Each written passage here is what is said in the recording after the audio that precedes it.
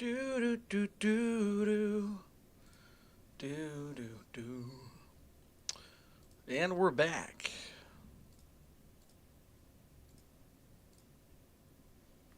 We'll be talking about some music, guitar, streaming, all that stuff. We got a whole bunch of stuff to talk about tonight. Uh, I've got a topic. I don't usually do this, but I got a topic for tonight. So if you guys are watching after the fact, we're going to be talking about what your favorite musicians are, and I'll react to them and stuff like that. We're going to talk about favorite YouTubers, things like that too. But I'm going to stick to the general one right there. What we all know. That's what I like to talk about. I like talking about guitar, music, and streaming. What's going on? Hey, how you doing, everybody? Welcome to the show. Whoops. Let me go back here. Cool. What was that? I like that noise. Psych.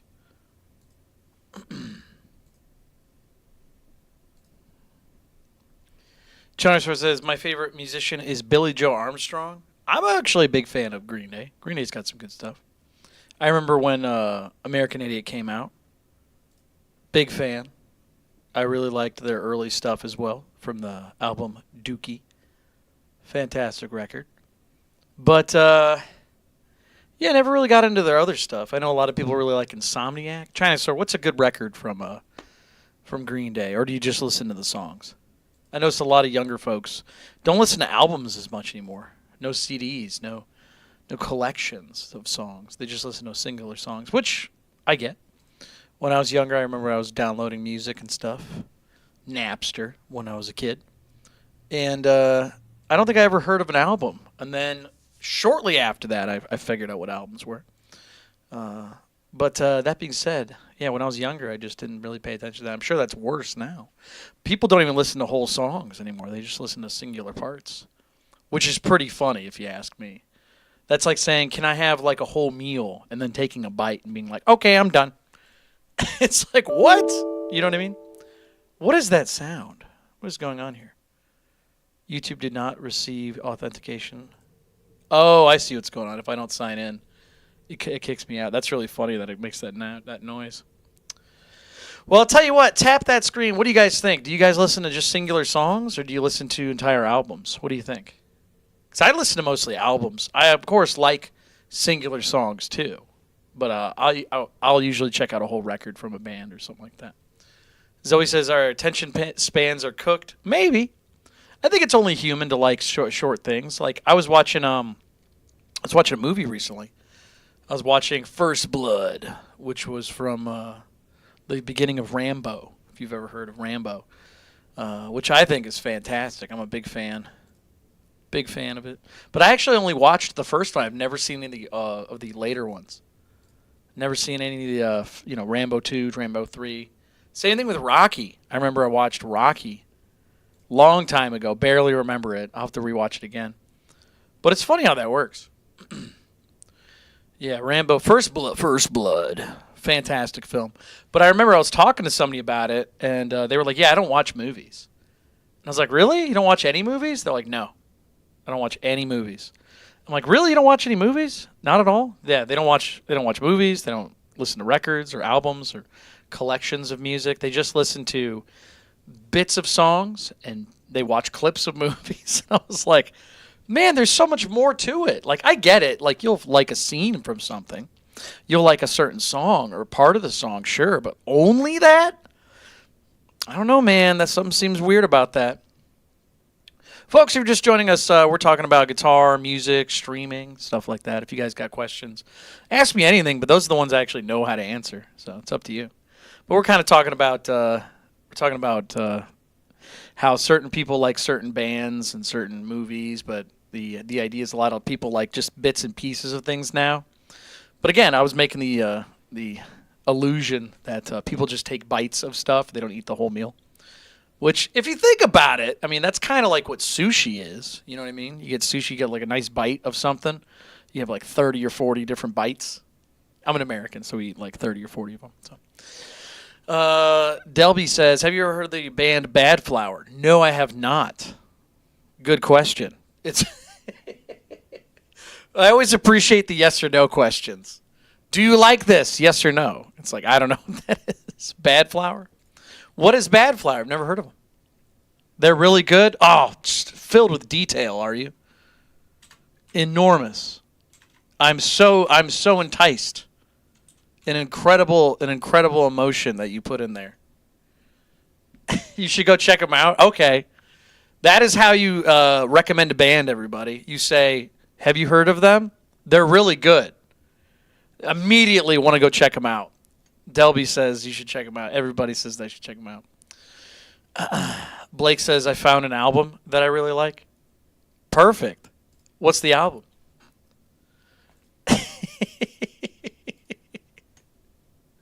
Hey, I'm a stranger. Would you like me to recommend you something? Sure, why not?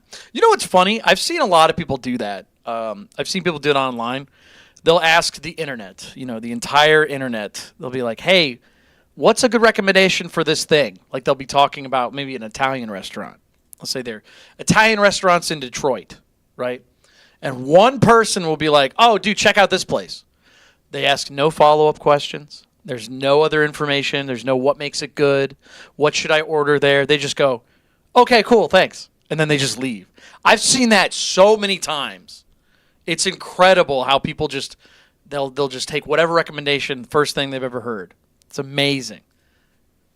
So, yeah, no, tell me what makes, what's the band? Bad Flower? Band Flower? What was it again? There we go. All right, here we go. We got in more information. Delby says they're kind of indie rock band. Okay, so they're kind of an indie rock band. So anything else? Any specific songs? Anything to check out? Any records from them? Before I go into this giant wild goose chase.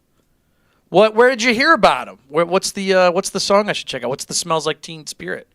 What's the Stairway to Heaven? What's the Bullet with Butterfly Wings? Delby says I saw him live. Okay. You had a good time watching them live. Very cool. Are they like an older band? Are they like a newer band? Have they been around for a while? Are their early stuff better? The later stuff better? Delby says newer. Okay. Now I see a bunch of different names there.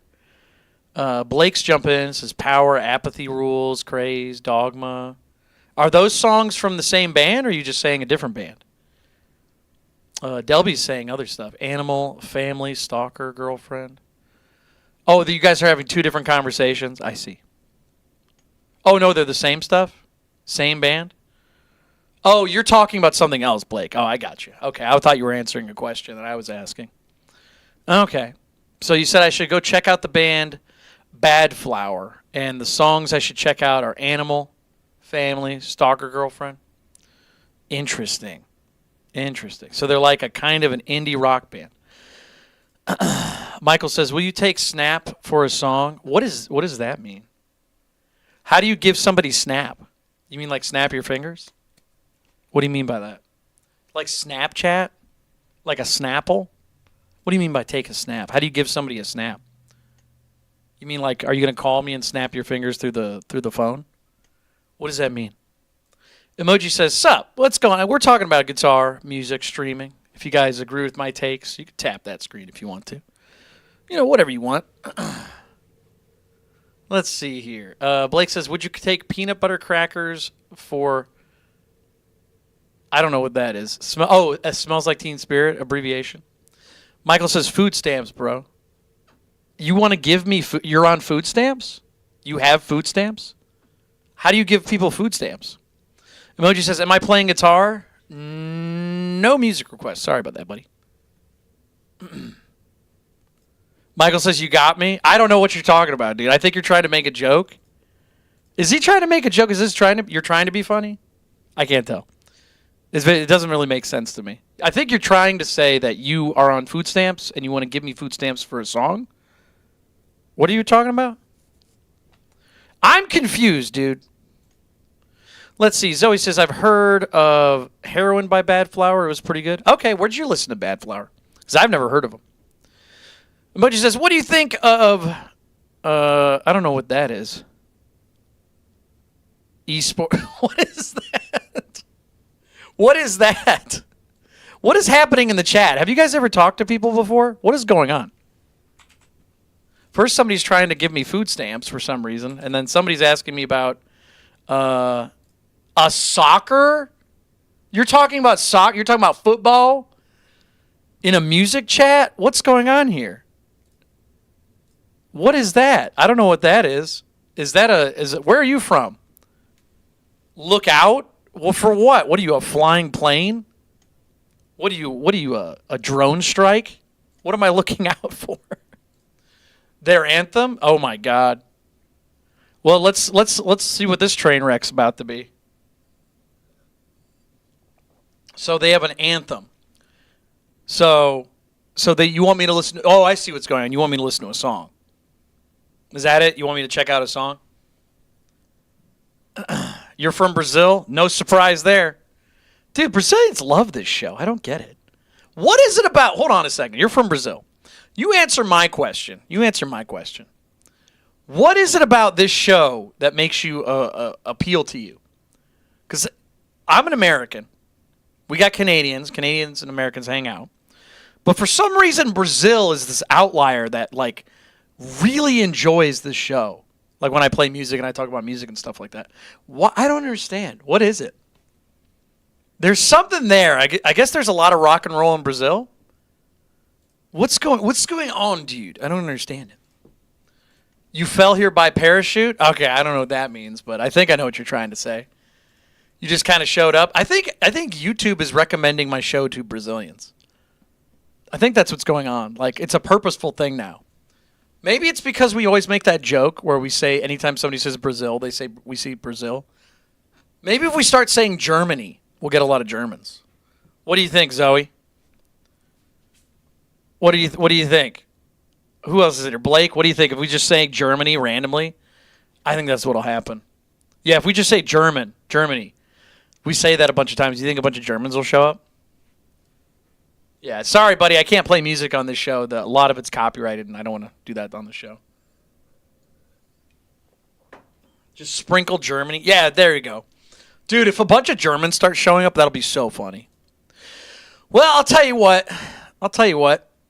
Let's change the subject because I think a lot of people are kind of intimidated by asking questions. How about you guys just tell me who your favorite musicians are? Let's do that. Blake says, what are you drinking tonight, funny man? Just iced tea. Just some tea. No big deal. Yeah, what do you guys like to listen to? I know me and Blake are huge Nirvana fans. We're super fans of Nirvana. Oh, yeah.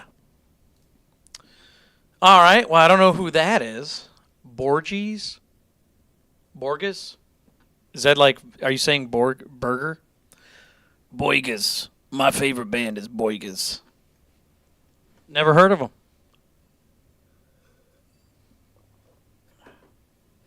How do you pronounce that? Hold on. Let's see here. Let's see how this is pronounced. Pronunciation.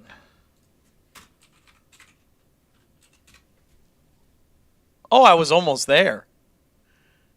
Borges. It's Borges, not Borges. Isn't that funny how language has like the same letters, but they say different, they make a different sound?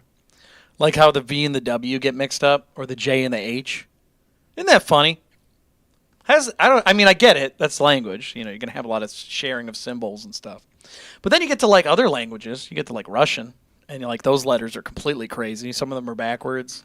Never seen those before. I don't know how to read Russian at all. I don't understand it. I've never taken a class. I do know somebody who teaches Russian, but I have no interest in learning it. But that is really funny. It's very interesting. Zoe says, I've been listening to tons of Midwest emo. Really? Well, Midwest emo and emo are kind of different, aren't they? Because like when I was a kid, My Chemical Romance was emo, right? And then Midwest emo kind of showed up because you had bands like Dashboard Confessional and Brand New and things like that, which were like, that was supposed to be the true emo. And then I guess people were like, okay, well, emo has a bad connotation, so we're gonna move this towards something else. So if you have any tapping or any kind of like like really intricate melodies. Basically, if you play piano on your guitar, now you play Midwest emo. And I always find that very interesting because it's basically if shoegaze got like less droney. Like it's almost like opposite shoegaze. Like they always pick different tunings. They play things in a crazy way. They're trying to be very different. But what sucks is, in my opinion, about Midwest emo is I can't tell one Midwest emo band from another. Like people talk about genre and being generic, like they go hand in hand. But then you get to genre of Midwest emo, and it becomes like I cannot tell a single band apart. A lot of them are instrumental. If they do have vocals, they're very similar vocals. I couldn't really get into it. It's very weird. Zoe says emo and Midwest emo. Okay. See, those are kind of different bands, too, if you think about it. Like, one is very goth adjacent. You get all the black clothes and the eye makeup, and you have, like, a lot of crosses everywhere, either right side up or upside down. But then you get to Midwest emo, and it becomes corduroy and beanies. Well, how did that happen? You know what I mean? Hold on, let me pull this up. We're gonna look this up. Like this is the typical. Let me pull up what a typical Midwest emo dude looks like. I think not that necessarily. I think that works. Yeah. So hold on. Let's look at Midwest emo. What kind of the person that looks like it? So hold on. We're gonna get very stereotypical for a second. I'm gonna pull this up. So to me, Midwest emo, is like, where's the window capture? There it is. Let's see if we can do this. There we go. So like, to me, this guy right here is very Midwest emo. See, I've played shows. Oh, well, let's make this a little bit smaller. Hold on. I have so many of these things. So we got... There we go. We'll make this a little bit smaller here. There we go. Bigger. So this is like the definitive Midwest emo guy, in my opinion. You got the... Why is my mouse not showing up? I want my mouse. I guess my mouse isn't just going to show up. Oh, because I'm on Chrome. That's why. Okay. Yeah, here we go. All right, there we go. Yeah, this is like the Midwest emo dude to me. You got your beanie. You got your spectacles. You got your, what is this? We got a jean jacket, but it's like really well fitted. You got this guy. Same idea. You got your long facial hair. Again, the beanie. Something with beanies, dude. Buttoned up, looking fresh. Again, beanie. Something about beanies, dude. Something about accessories. Again, beanie. Very hipster. Beanie. A lot of beanies with hipsters, man. But then you get to like emo. And then emo's like obviously kind of like this. You get the peekaboo haircut where it's the swoop. You got to get the swoop. You got to get hair dye. It's not so much about being natural. It's about being like more punk rock, but more like processed, I guess you could say. You know what I mean? So, yeah, it's very interesting how these two fashion senses are just very conflicting. One is about looking natural and fibers and, you know, brown, very 70s, and the other one's very 80s. Yeah, this is very 80s punk rock. And then you go back to, you know, hipster, and it's very 70s, you know. I guess like beatnik. It's funny how those things evolved. Blake says raccoon. You think raccoons are emo? Just because of the eyeshadow? I don't know, man. Hey, Billy Joe Armstrong. He was he kind of pioneered a bit. Not pioneered, but he kind of absorbed from punk to emo. Billy Joe. Yeah, here, we'll pull him up. There we go. Yeah, there's Billy Joe Armstrong. Heavy into the emo scene. Look at that. We got the eyeshadow. We got the cool punk rock hair. We got the stripes. Something about stripes and punk rock, man. That's how it works. Something about it. You put some stripes on it, poof, you're punk rock. Where's the one where he's wearing like the tie? Hold on. I'll just put Billy Joe Armstrong. There we go. There he is. Look at the tie. Look at it. something about wearing a tie and having punk rock stuff. It was very popular in like the mid 2000s, mid 2000s to the like 2020. Avril Lavigne did it. She did that. She had the like punk rock. Yeah, here we go. Look at the tie. Just like very punk rock. Like, ooh, I'm corporate, but obviously a little bit different. That's very funny. So Billie Joe Armstrong. Anybody Green Day fan out there? Who doesn't like Green Day? Anybody not a Green Day fan out there? So I'll tell you what. I really enjoyed. Like I said, we've come full circle. I really enjoyed Dookie, the album. I really enjoyed American Idiot, the album. Bullet in a Bible, the live album. Really enjoyed that. Had a great time listening to those records. Very fun. But then you get to the later stuff from Green Day, and I just kind of passed on it. Yeah, I agree with you, Delby, there. The older stuff, I really enjoy it. So, but yeah, what else do you guys like to listen to? Who else are we listening to? So we got you said Midwest emo, right, Zoe? What? Any specific bands? Any specific songs? What are we talking about? Ayla says, "Hey, what's going on, Ayla? Welcome back to the show. We're talking about favorite musicians, and if you like them, if you like the band, tap that screen." Blake says industrial metal. Now, there's a genre I never really got into. What is that, Nine Inch Nails? What would you call industrial metal? Give me an example. 'Cause I can't think of a single one. I can't think of a single industrial metal band. You know what I'm talking about? Nine Inch Nails? See, to them, for me, it just, I don't know. Nine Inch Nails just seems like, how would you put it? It's like electronic music, yes. But it's also very much like, it's like Daft Punk on a bad day. You know what I mean? It's like Aphex Twin, but simpler and more like drone, like destructive. That's what I think it is. But that's industrial. Rammstein. Would you put Rammstein and Nine Inch Nails in the same genre? I don't know if I would. I don't know if I agree with that. Nine Inch Nails. Who is like Nine Inch Nails? Because there's not really a lot of bands like Nine Inch Nails. What is that other band? Type O Negative? Is that industrial? Would you call that? Nine Inch Nails. Industrial. Define industrial rock. Swans? Okay. Killing Joke? Really? Chrome? Okay.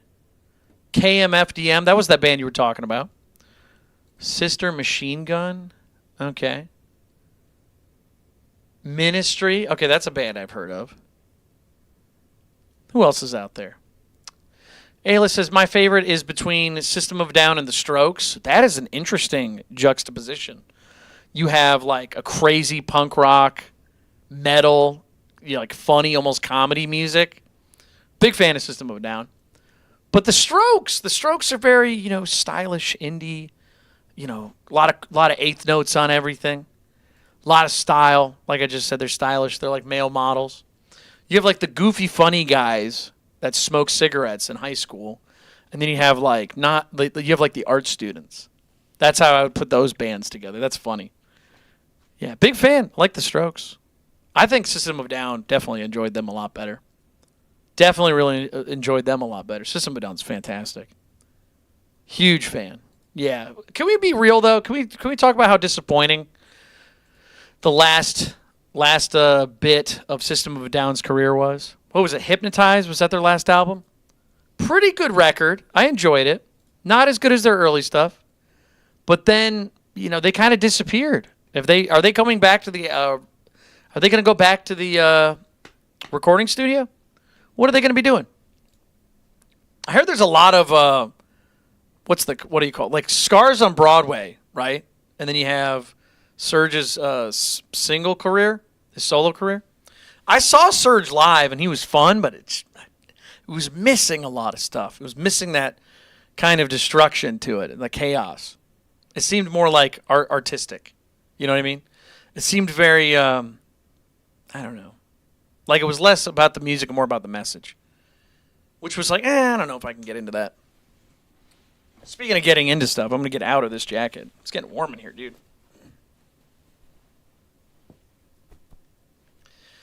Yeah.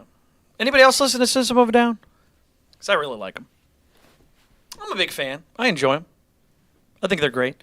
I wish they would have just held on for a little bit longer. Like, it sucks that Rage Against the Machine and System of a Down left when we truly needed them the most. Man, we needed them for later, but they kind of just stopped. When did Rage break up? When did they go on hiatus? They stopped. What was it? 2003. Okay, wow. 2007. Oh wow, they were active 2007, 2011. When was their last record though? Let's look at that. That's the important part. When did the music stop? Let's see here. Oh, wow. 2000, dude. 2000. Last album. So sad. So sad. Yeah, Rage Against the Machine, dude. Fantastic band. After Rage, I guess it was System of a Down then. It was after System of a Down. There are not really a lot of political bands anymore. I mean, there are, but not like as big as System of a Down and Rage Against the Machine. You know what I mean? You could argue like Dropkick Murphys and stuff, but I don't think they're as big. They weren't as like enormous. Are there any political bands out now? What do you got as far as political bands go? Not too many that I can think of. Let's see. When was the last System of a Down album? I'm going to guess 2004, 2006. Let me see here. 2007. Oh, I was close. Oh no, that's when they got their album. Yeah, 2006 is when they stopped. And then they've been doing their whole live music thing that they've been trying to do for a bit. Can't they just? What's holding them back? You think is it Darren? Is it Darren and Serge? Does anybody know who's a big System of a Down fan? Because I love them. I didn't know why they. I knew they broke up just because they were probably sick of each other. But like, isn't that weird? Like, sometimes the solo stuff is really really good. Like you think about Genesis and who's the dude from Genesis? Oh my God, you know what I'm talking about.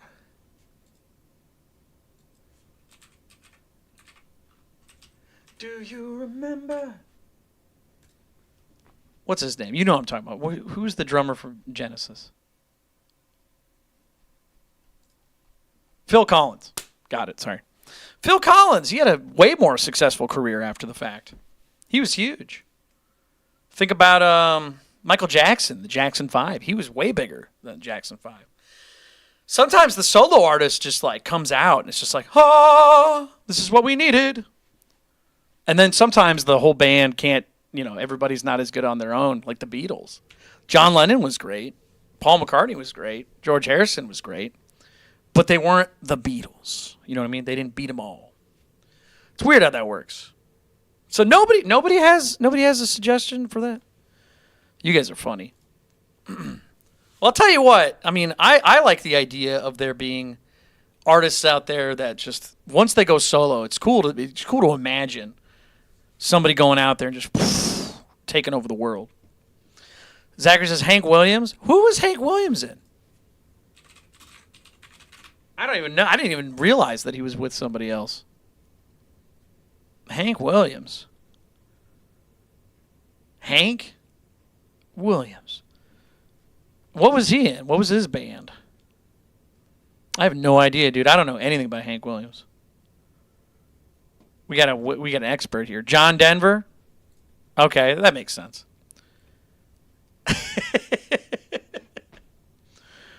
Are you just saying names?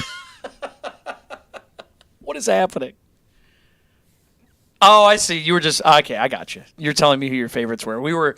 I asked a question, which was, who was a solo artist that left the band? And you were like, I like these guys. And I was like, what? And you're like, oh, sorry, I was answering this question. Okay, that makes sense. I was very confused. John Denver. What about John Cougar Mellencamp? John Cougar. What about that guy? Whatever happened to him? I don't know. Well, I'll tell you what. I mean, as far as, let me look it up. Can we look up political bands? Because I was talking about how There's not many political bands anymore. Ever since Rage and System of a Down stopped being around. Let's look them up. Yep, already mentioned that. Yeah, I don't know if there's any new political bands, dude. Look, here's a top 10 list. Top 10 most political bands of all time. Rage Against the Machine said that. We were talking about Green Day. We were talking about System of a Down. Bad Religion, Reagan Youth, Dead Kennedys, Rise Against, The Clash, Midnight Oil. Pink Floyd, that's an interesting one. I mean, I agree with it, but it's like, you don't even think of it as a political band anymore. They're just so huge. Sex Pistols, okay. Megadeth? I don't know if I would call Megadeth political. You think Megadeth's political? Metallica? Political, but I wouldn't call them a political band. That's kind of a stretch. They have like songs about politics, but not really. They have songs about war. I don't think that's the same. What do you guys think? Do you think war is the same as politics? I actually don't. See, because if you're talking about the military, it is by definition political. But I wouldn't call it like if you were in a marching band, you know. If you were in a marching band, I don't know if that would be like a political band. I don't think that makes sense. It's related. That's like being a comedian, but not being a comedy actor. They're related. They're not the same. Public Enemy, okay. Queen, okay. A lot of these bands, I would argue, are just not as political as they're saying they are. Yeah, that doesn't make sense.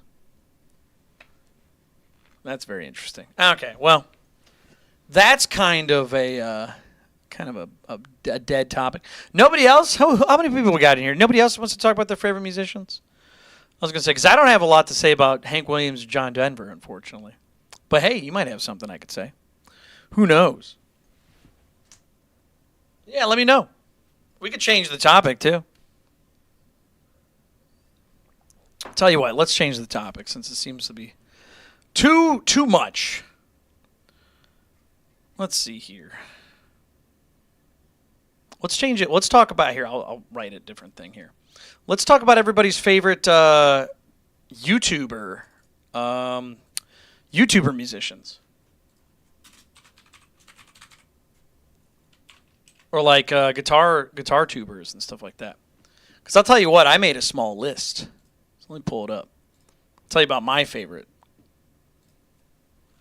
We'll go to... let me pull up my list real quick.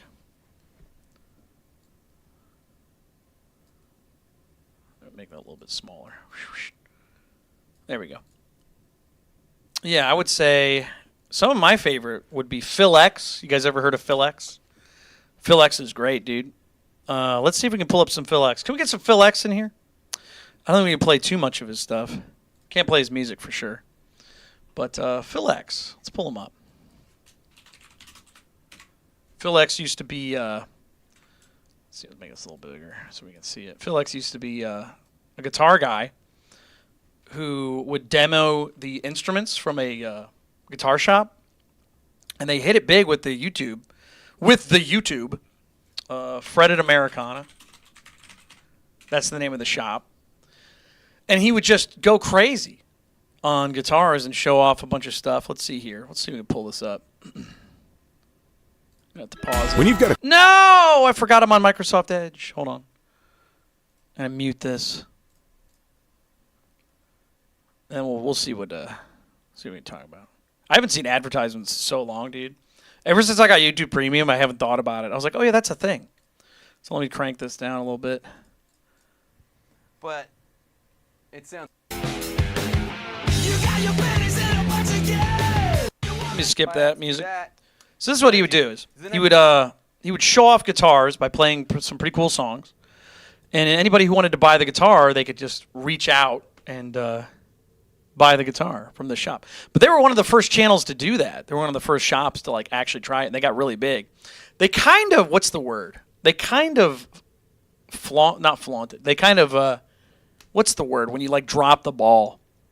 They kind of just screwed up because this was really popular, but they couldn't capitalize on it. 1966, Lake Placid Blue.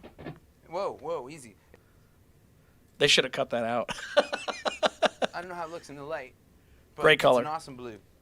Fell off's I a don't good think way I've to seen put a lot it. of Telly's this color. I like it with Skip ahead a little bit. Life. Life! Yeah. So I'm in the Vox AC30 here, man, for some. He was great. clean, because when we don't use the Vox AC30, we have some. Let's play some guitar. There we go. So. He's amazing. All right.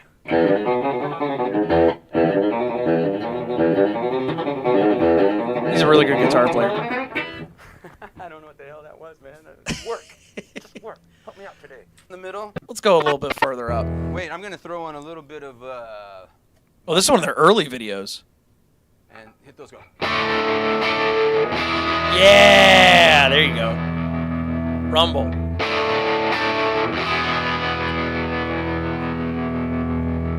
I want to see him do Hendrix. He's got a lot of great videos of him doing Hendrix. Okay, here we go. Comment Oh, there we go. on the homepage, Fred Americana We get it. We get it. We get it. thing. Skip ahead. Videos. Everybody.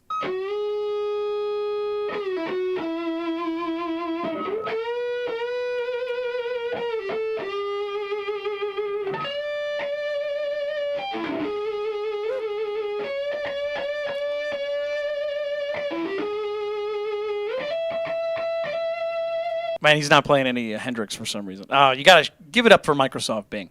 But anyways, he was great because he would show off guitars. He would explain a lot of stuff, kind of like I do. But he would do it in the context of trying to show off an instrument. So if you're getting into guitar and you don't know anything about guitar, he would explain it to you like you were brand new. And he did an excellent job explaining things. He played some incredible music very, very well. Those were two very bad examples. But, dude, he would shred. Absolutely shred. But he got more famous than the actual shop did. And he eventually got like an amplifier. It was pretty cool to see him get like his own amp for the company. Sad to say, apparently there was some issues with the distributor or something like that. I don't know exactly what happened, but wasn't great. It wasn't a great thing for him. But he is now the guitar player for Bon Jovi.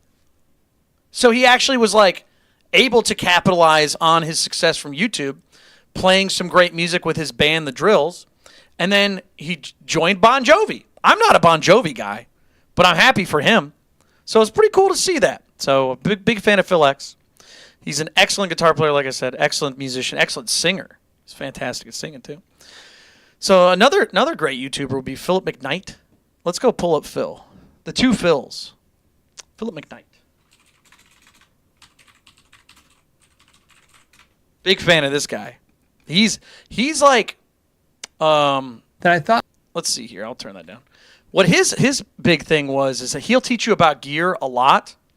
He doesn't so much play the guitar as much, so he's not known as like an amazing guitar player necessarily, but he just has an incredible wealth of information. He's a good guitar player, but he's not known for his guitar playing, so to speak. He's more known for his incredible knowledge, and he's got really good takes. Like, he doesn't really get angry about gear. He doesn't get super invested in it. He loves it, but he doesn't freak out about it. You know what I mean? Like, I have a temper about stuff. Like, I'll get annoyed about things. He's just like, it really doesn't matter. This guitar's really good. Like, the frets aren't great. I'll give it 3 out of 5. He'll give you like an actual objective, really well spoken review of gear. For example, hold on, let me pause this. Look at this video. It says this is why guitar companies do not like this channel. The reason, probably, I'm not even going to watch the video necessarily, but I could probably just answer it right off the bat. It's probably because he doesn't really take a lot of deals. He doesn't get sponsorships that often from guitar player or guitars manufacturers. So he'll just really, really just go nuts for it. He'll really go nuts for the gear, and he doesn't want to take money so that it kind of biases him. I mean, he's done sponsorship stuff before, but at the same time, he just does a really good job of communicating what's good and what's bad. So he's not biased with it. You know what I mean? If somebody gives you, let me give you an example. If somebody gives you a soda, right, and says, hey, I want you to have this for free, can you do a review of it? You are automatically partially biased because you didn't have to pay for it. You don't have to think about the cost. You don't have to think about the, what's it called? You don't have to think about the availability. You don't have to think about where it's from, anything like that. You know what I mean? It's just judge it based off the fact you got it for free. And some people, not all, but some people will actually essentially do good reviews because they get good stuff for free. So Phil's not like that. Phil's a very unbiased and very knowledgeable reviewer of gear. And he kind of just talks about topics like I do in a way that's just very interesting. Like he had a video recently talking about, here, I'll show you it actually. He has a video, I haven't seen it yet, but this is on my list of videos to watch. He's a video called Why Boutique Builders Don't Want You to See This. Sounds like clickbait. It's mildly, but I'm going to tell you right now, whenever he talks about these subjects, it really is just a big discussion of like, what would a boutique builder be able to do that you couldn't? And I'm pretty sure that video is about like Warmoth and all these other guitar companies that build parts for you that you could just put together. And I've always been a very big proponent of just modifying your own gear and building it. So it's very interesting to see that Phil has a lot of the same opinions I do. And it's a very practical and very well thought out kind of opinion about the gear that he reviews. Like, if you're reviewing a $200 or $300 guitar, you're not going to really hold it the same standard as a $2,000 to $3,000 guitar. Some reviewers kind of mess that up. I've seen reviewers get like really upset about certain things, like, oh, the wood quality isn't that great on this, and it's got not the best wood. And it's like, well, yeah, it's a $200 guitar. What are you talking about? You're not really making sense with that stuff. Whereas Phil would be like, oh, it's a $200, $300 guitar. It's kind of expected to not have the best wood, but at the same time, the craftsmanship on this is great. It's very cool for him to just kind of discuss these things in such a fantastic way. So I'm a big fan of Philip McKnight. So hey, let me put it this way. If I'm not on YouTube and Philip McKnight is on, go check him out. Obviously, if we're both on, I like me. But he's definitely the better resource for sure. But he does a podcast. I'm not sure if it's every day or if it's every week. But he does a podcast where he talks about certain subjects and like a lot of news articles, things like that. It's very good to see what he has to say. I trust him. Like, honestly, I'm not going to say I don't think he'll ever lie, but I'll say this. I think that of all the people to get information from, Philip McKnight is the most trustworthy person on the internet as far as guitars go. Blake says, do you like Gretsch guitars? They're okay. I like them. I don't think I'll ever own one, but I do like them. They're made really well. They work with Fender, apparently. I don't know how many people know that. I don't know if Fender owns them or they just have like a big stake in them or what it is, but Gretsch makes good stuff. I like it. Yeah, I'm not opposed to it. I think a lot of people who really like rockabilly and that kind of scene with country kind of rock, I think that's a good little brand for you. Oh man. Oh, it says there's nobody watching right now. Is anybody watching right now? Uh-oh. It says no one is watching the show right now. That can't be true. Zoe says nobody should be treated badly for being different. Oh, are you guys still okay. I was gonna say I was ignoring that guy. Okay. Hey, we got Zoe. Yeah.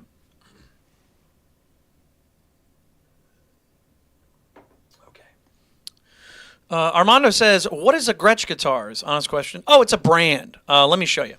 I'll pull it up. So Gretsch, they make, let me pull it up. They make guitars like this. They're most famous for their hollow bodies. So the guitars with the big F-holes that look like violins.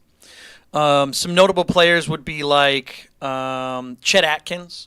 Chet Atkins is a big Gretsch guy. Not Angus Young. Malcolm Young from AC/DC. He was a big Gretsch guy. The Alley Cats? What's his name? Let me see. What signature models? It's only when I'm on the show that I forget everybody's name. Let's look up the signature models. Here we go. Gretsch Guitars, signature models. Let's see here. No, I don't know. Get out of my face. Billy Duffy, if you know who that is. Brian Setzer. That's the orange one over here. He's a big Gretsch guy. I know that. A lot of dudes who are in the rockabilly scene. So basically, if you like guitars like this, if you have a banjo in your band, if you have an upright bass in your band, you're more than likely playing a Gretsch. Who else is out there? Yeah, that's pretty much it. So I like them. They're made well, but they're not anything I would want to buy. But they're very stylish. They're very cool. Yeah, they're fantastic, well made. They've got a bit of history, but again, hollow bodies kind of fell off with the advent of the hollow or the solid body. Oh, George Harrison from the Beatles. He was a big early Gretsch guy. Then he kind of moved on. But Chaw says, "What's the greatest experience you've ever had at a concert?" Oh, I don't know. I mean, I've had some great concerts. Most concerts I've seen, I'm kind of over concerts, to be honest. Going to see a band live is fun, but I don't know. There's something about the whole act of going to a location and being around a bunch of people that kind of suck. Because I was at a concert not that long ago, and just the obvious problem of people pushing you, like not just like moving, but like somebody being like, "I'm going to see the band more than you." That just blows me away. So I'm just not a big fan of it. Not an enjoyable experience. Also, the concert ticket prices. Like, there's all these bots that are buying tickets, and then they have to resell them. So you can't just go see a band for like $40 or $50 anymore. Like, those days are pretty much over. So I don't like the idea of spending $200, $300, $400 for a show. It's just not a great one. Pink says I should build one of those DIY guitar kits. I mean, I've thought about it, actually. I really wanted to build a Telecaster. That's what I wanted to do. I've never had a Telecaster that I really fell in love with. I've bought so many different Tellies over the years, and every time I buy one, I'm like, this will be the one. And then just, for some reason, I just can't get into it. But I really wanted to build one. I wanted to build one from scratch. You know, get the body made, get the neck made, all of it. But I'm like, I don't want to do that. So putting a guitar together, I like for example, my Blue Jaguar. Like, I replaced the neck on this. I replaced the bridge. I replaced the electronics and a whole bunch of other stuff, which I'm not building the guitar, but I'm no stranger to modifying. Yeah, there's no stranger to modifying guitars. So, well, give me 1 second, you guys. I'm going to move over here for just a moment. I got to turn something off. I'll be right back.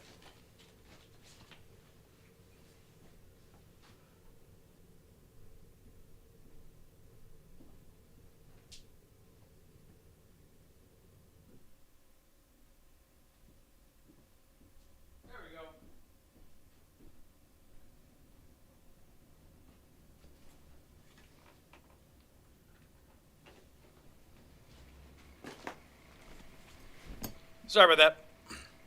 Oh, great. Now that's having an issue. Oh, no, it's not. Okay. But yeah, I'm a big fan of seeing bands live for a fair price. And what? Dude, oh my God. This fan is breaking. Hold on. All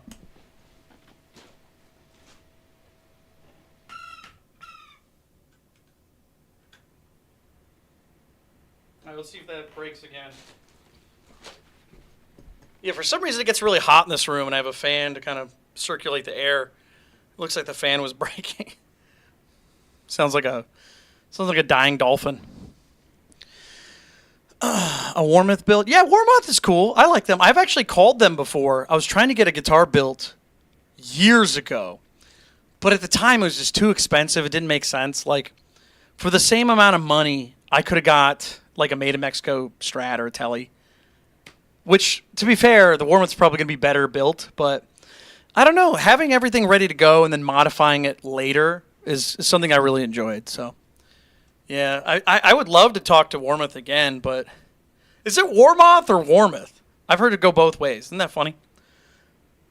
I definitely like the fact that their mascot's like a turtle or like a tortoise. I definitely like that. Yeah, big fan of building stuff yourself. I mean, obviously that's kind of what the show is. You know what I mean? It's like a Wayne's World situation. Yeah, but modifying your guitars is pretty easy. Anybody play guitar in the chat? Here, I'm gonna change the sign up here real quick. Pew, pew. Yeah, because it seems like we're not really talking about artists. We're just kind of talking about whatever. Yeah, we're just talking about guitar, music, streaming. Right now, we're kind of just talking about building guitars, things like that. Yeah, like I don't think there's a single guitar that I own that I have not modified in some way. Like the Blue Jaguar right there, the neck, the bridge pickup, all the electronics, the Strato Bastard, same thing. Put new pickups in my Player 2 Strat. Same thing in this one. Same thing in this one. Yeah, they're all modified in some way. So Zoe says, I play guitar. Are you guys going to modify your guitars? Anybody thought about doing that? Trojan says, I do a bit. All right, cool. Yeah, if you guys like guitars and stuff, I mean, I've been playing for 20 years, trying to get all the equipment ready to go. I'm just surprised not many people have questions. Just it amazes me, you know? It amazes me that there'd be a chat room, you know, some sort of chat-based live stream. And people are like, I'm just watching. Yeah, just rattle off. Go ahead, talk about whatever you want.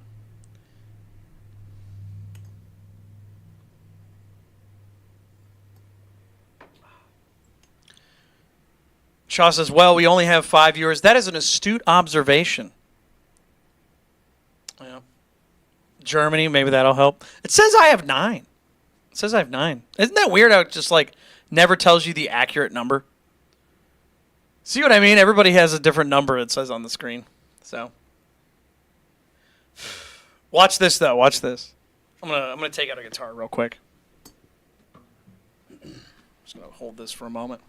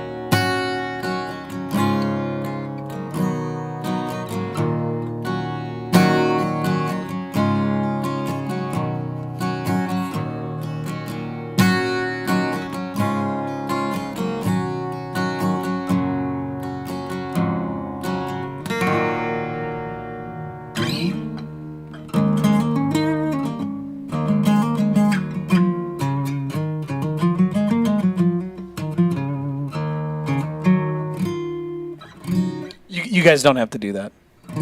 I would actually prefer if you didn't, honestly, because I can see the count on my screen, you guys. Well, I'll tell you what.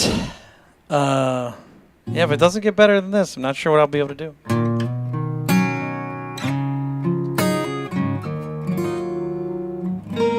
That's okay, Trojan. You can ask your mom some questions if you want to talk like that. It'd be weird.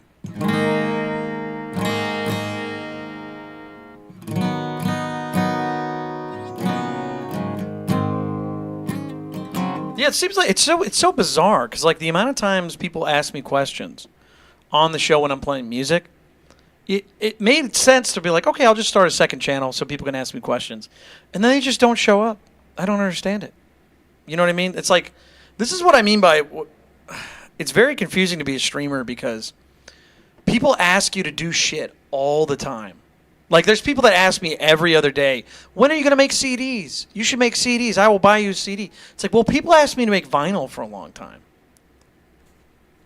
And then I made the vinyl, and we only sold, 15 records?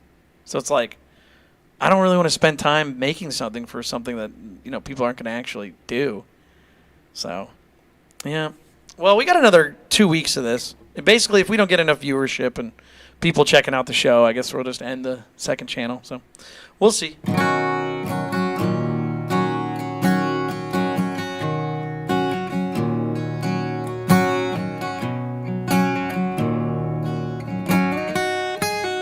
Yeah, the people with questions only ask me when I'm playing music. So it's like the most inappropriate time to ask questions. It's like, hey, when this person's busy. And then when it's like I make time, they're like, I'm not going to show up. Nah, that's too much work. No, sorry, I'm not gonna show up for your second channel. That's because it's already too much work to I was complaining about this the other day. It's too much work for people to go from TikTok to YouTube, even though arguably everybody uses YouTube, and most younger folks use TikTok. So it's really weird. Like, all you have to do is move from one app to the other, right? And you already go there. So what's the difference? It's like, oh, that's too much work. And then I thought about it some more, actually. There was a shift change on television. I remember when certain TV shows like Family Guy, when they got released, they had like bad time slots, and then they would move them around. Like Futurama, that happened to Futurama a lot. They would move it from one to another, and people couldn't be bothered to change their habit of like 2 hours or 3 hours. They still like the show. It's still a fun show. But it's like one of those things where like they just couldn't get into it because it's like, oh, it's at a different time. I won't make it time for it. So Chaw says, in my opinion, we should do Pat chats for like 15 to 30 minutes during the shows. We used to, and then it just became shit. We used to do them. What happened is people would just ask me to play music the entire time. Like literally the entire time. And it got really obnoxious. So it was just like, I don't know, I can't win. You got to stick to one thing at a time. It's really weird. So it's an odd situation to have like people asking for one thing and then you give it to them and they don't want it because it's not at the right time. You know what I mean? And it's like, and you guys are going to offer like opinions and advice on this, but I'm going to tell you right now, I've been doing this for 2 years and I keep trying out new things.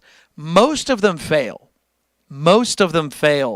And I don't think it's because they're bad necessarily, but like it's because people ask for things, but they don't actually want them. Does that make sense? People want things, but the amount of effort, even if it's like 0.001% effort compared to like, I don't know, going outside or like putting on your shoes. And it's like there's an old idea that people had with social media, which is depending on how many clicks it takes to do something, you lose like 80% of the people. So like, for example, if you have something that takes 0 clicks, right? It's already there. You'll get 100% of the people. But if you have a thing that's already there, but it requires you to click on something to get to the next thing, you'll lose 80% of the people. 80% of the people will not click the button. They will not move to the next thing. They'll automatically look at the thing. But then it's like, oh, click this? I'm not clicking that. So then if you get to the next one, you have to click 2 things. Now you lost 80% of those people. So it's really interesting how that works. It's just a lot of effort for something that they probably will enjoy or they even asked for. So the fact that I have a main channel on TikTok, right? Let's see if the math makes sense. Hold on. Let's just do some math here. Let's do some calculations. So what is 20% of 75,000? Let's do this. Times 0.2. That's 15,000. Think about it this way. I have 75,000 people that are on TikTok. When I moved to YouTube, it took me a year to get 25,000. Think about that. 25,000 people. Took me a year to get that. After streaming every night and making videos somewhat at a time. Very interesting. And then you go from TikTok. That took me a year to get 75. It took me a little less than a year. That's when it started having issues. 75,000. So already, and then let's do it again. What is 80% of 15,000? Hold on. Yeah, 15,000. That would be what? 3,000? 0.2. Yeah, 3,000. I was right. So yeah, about 3,000. So isn't that interesting? So we went from TikTok to YouTube to a second YouTube channel, and the numbers kind of add up. It's very interesting how that works. So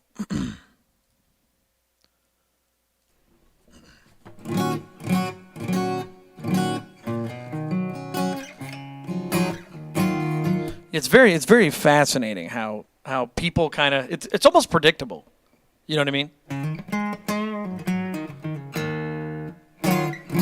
But let me put it this way. The reason I'm bringing this up is I talked about this last night, which is if things are going to keep going this way, I got to put my time to something else. You know what I mean? There's an opportunity cost right here. I make $0 when I do this channel. I make $0. So it's one of those things where whenever you do like something instead of something else, if this thing makes money and this one doesn't, you're not going to do that thing. You know what I mean? So Zoe says, yeah, it's for the better though. What do you mean?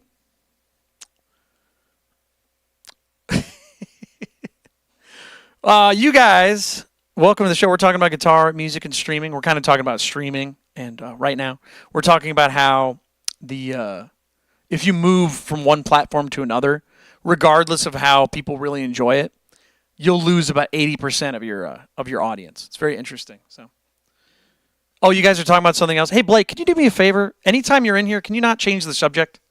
I'd really appreciate if you guys didn't do that. Because like, there's only a couple people in here, and if we're like talking about different things, then it becomes like confusing for people. You know what I mean?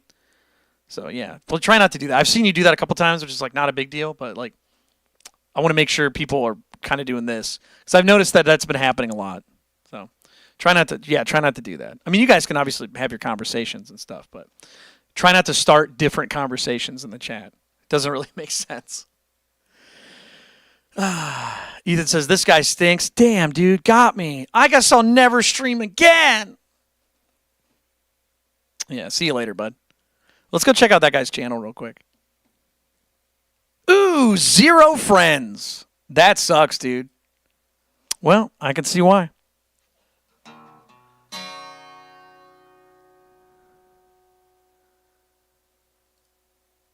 Yeah. Another theory I had about streaming, like with talk show streaming, is that people kind of just do ignore the chat, that sounds like very counteractive to me. But I was watching this other person briefly, and they were like a religious streamer, and they were like arguing with people on their live about religion. And I noticed they just never reacted to the chat. And it was really weird to me. I never really understood that. Like all these people are talking and she just never said anything to them. You know what I mean? Just never made sense. It's very odd. So, yeah, never really understood it.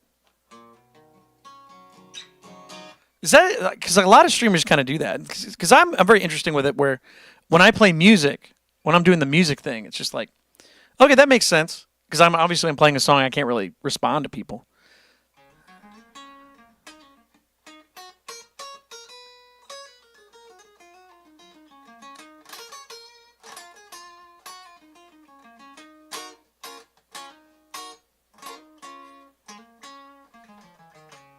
Yeah, that's a possibility. Because I actually, at one point, I was watching her stream for a moment, and I realized that the person she was talking to seemed like not a real person. Like what I mean by that, I don't mean they're AI or something, but I feel like they were like a plant, like they were asked to be on the show. Because the way they were talking, it just didn't make sense. Because you wouldn't react in a certain way. You know what I mean? You wouldn't react in a certain way like that when you're trying to give like what they were talking about. She was trying to find like a specific passage in the Bible, and the guy just kept saying, "You're being rude. You're being rude," and then she would just like dance or something, and like any normal person would just quit, be like, "Oh, they're not even responding to me." You know, they're not even like giving like a normal conversation. So it's very strange how that worked. So I don't know. Yeah, I was gonna say a lot of controversial topics are there too. They kind of like force engagement, but I don't really have a lot of controversial takes on stuff. I think most people agree with me on a lot of that stuff. And even if there are controversial takes, it's like I don't really want to have a giant discussion about that. It seems really boring.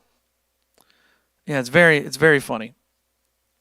Delby says, I want to learn how to play Dead Athletes and Burn My Portrait, and I looked at your Patreon but couldn't find anything. Oh yeah, you can ask me. Yeah, if you're on the Patreon, if you're like I think it's on the $5 tier, you can just be like, hey, can you show me some tabs for this? Can you make a video for this? Yeah, because like other people have done that. Like people did it for Featherweight. People did it for other things too. Yeah, you have to ask me on there if it's not on there already. But there are plenty of tabs and stuff. There's lyrics and there's videos on how to play certain stuff. So yeah, if you looked it up and it didn't pop up, that's why. So yeah, if you're looking for tabs in specific, it's just like not there. You can just ask me. But yeah, but it depends on what which what's it called? Tier you're on. Yeah, because if it's for the dollar tier, it's like it kind of doesn't really make sense to do that. It's kind of difficult to make lessons for people. You know, if only one person wants it and they're like, "Here's $1," I would actually lose money doing that. You know what I mean? So, but either way, I'm down to make videos and teach people how to play certain songs. I'd be more than happy to. So, but it's got to be something that I'm willing to do, as far as that goes. But I'm going to tell you guys right now, it's 8:07. I think I'm going to get off. Yeah.